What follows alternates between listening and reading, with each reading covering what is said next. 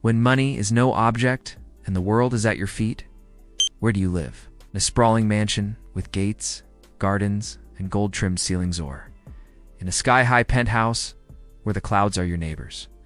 For billionaires, home isn't just where the heart is. It's where status meets strategy. And the choice between a mansion and a penthouse says more than you think. Mansions are power on land. Penthouses are power in the air. One spreads out, the other rises above.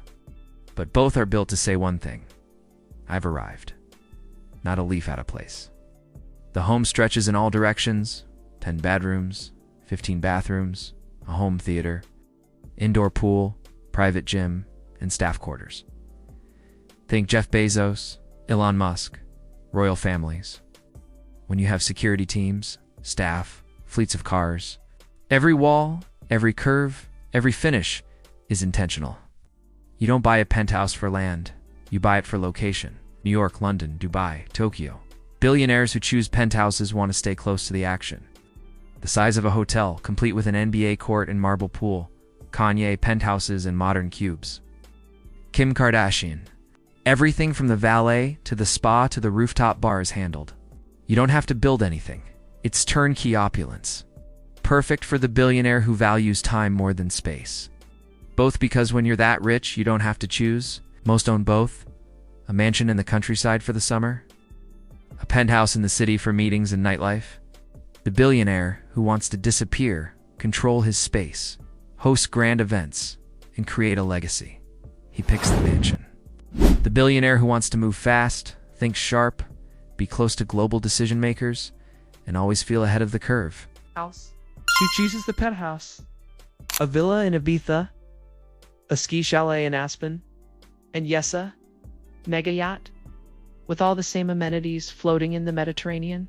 Business meetings, minutes away. Private lounges, downstairs. Rooftop helipad above. But one looks across acres. The other looks down on the world. And families scattered across wings of the home, a mansion makes sense. It's more than personal luxury, it's infrastructure. It's what you want to say by how you live. A mansion says, I've built a kingdom.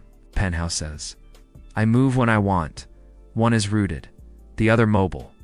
And billionaires are very strategic about how and where they live.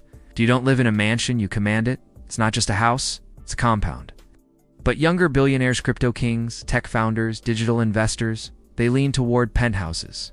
Clean, smart glass, AI systems, seamless tech, private security, motion sensors, even safe rooms.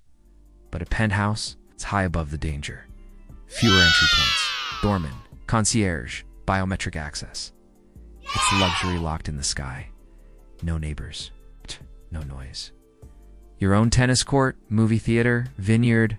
You build it exactly how you want, where you want. Want to land a helicopter in the backyard? Go ahead, it's your world. They live in the cloud and they want their homes to reflect that. A table for 20. Built for power, dinners and contracts, signed over $5,000, bottles of wine, the garage, not a garage, showroom. 1 Bugatti, 2 Ferraris, a McLaren. It's all perfectly parked under custom lighting like works of art. You're not hiding here. You're building your empire from the ground up. Let's start with the mansion. Private driveways. Acres of land. A front gate that opens like royalty's about to enter. The lawn, immaculate. Sculpted. Ultra-air penthouses in global cities often appreciate faster than even mega-mansions, especially in limited supply markets like Monaco, Singapore, or central London. But land always holds value, especially if it's beachfront in Malibu or a chateau in the French Riviera. For billionaires, it's not always about cash flow, it's about status flow. Billionaires who choose mansions often crave space, legacy, and absolute privacy. Every room tells a story. The library, floor-to-ceiling shelves and a $50,000 reading chair. The dining room. But then there's the penthouse. Sleek, silent, suspended above the noise. The skyline becomes your wallpaper. You eat breakfast with the sun, work with the city below your feet, and watch the world go quiet every night from 80 stories up. The space may be smaller than a mansion, but the feeling, limitless. A private elevator opens to a glass wall with a view of the entire city. This isn't just space, it's altitude. And for many billionaires, that elevation is everything. It's in the penthouse. You're not surrounded, you're elevated. Penthouse living is about precision, minimalism. Everything has its place.